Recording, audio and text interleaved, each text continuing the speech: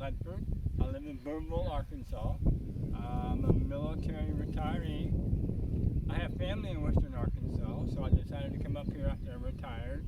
I got a job with the state and bought some property, and I wanted the property to pay for itself. So I started looking for a cash crop. You know, I went on the internet and I found this group in Wisconsin, and they were trying to reintroduce hops in the Midwest. And I thought, cool, I brew beer. That sounds like the plan. So I went to a seminar up in Madison, Wisconsin, and I got hooked. And so they set me up. I have 2 acres. 2 acres that I can have under cultivation. I currently have about a half acre of hops. The folks up in Wisconsin started me out with Nugget, Mount Hood, and Cascade. And then as a brewer, I wanted to grow those hops that I use when I brew. So I planted Willamette, Hallertau, of course Cascade I use, and Centennial. And so those were the ones I started with. And then the rest kind of was along the lines of, I contacted my nursery in Wisconsin and said, what do you have? What plants do you have available? And they sent me a wide variety. They sent me Triple Pearl, Sriracha Ace, Northern Brewer, Hallertau, and CTZ, which of course, if you know, there's 3 different hops that make up CTZ. It's definite we can grow Centennial and Cascade in Western Arkansas. That's a fact. I'm also having a new success with a new variety called Cashmere. Mom was a Cascade, Dad was a Northern Brewer. So it's a little bit spicier than a normal Cascade, more fruitier. So it's a really good hop. And then the 4th one will be Crystal. And I haven't had much success with Crystal yet, but I think I will.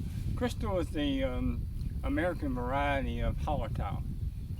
And there's a gentleman that brews commercially in Ozark, and he uses Hallertau. So if I can get Crystal to grow, he'll buy every hop I can grow. We are at the southern edge of the hop growing region, if you will. I guess my number 1 advice would be to pre-plan everything. I mean, get it done before you put a hop in the ground.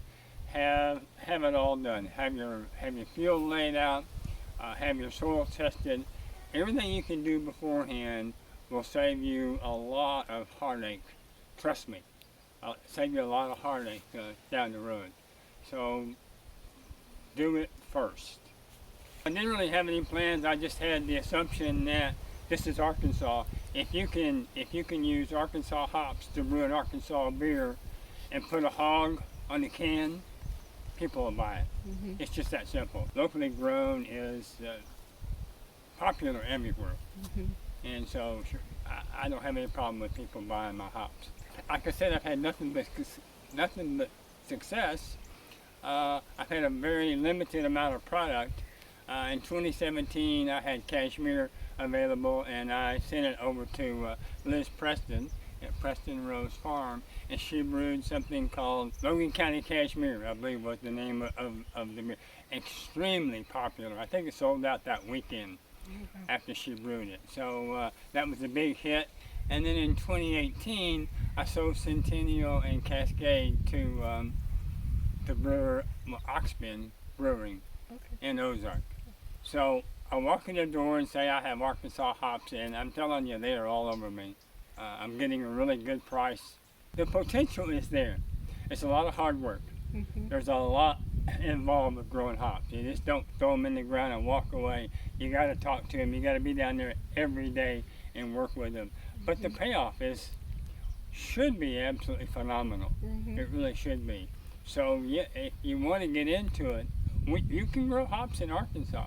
You can grow good hops in Arkansas. When my hops were tested, evaluated for their alpha content last year, it was in the range.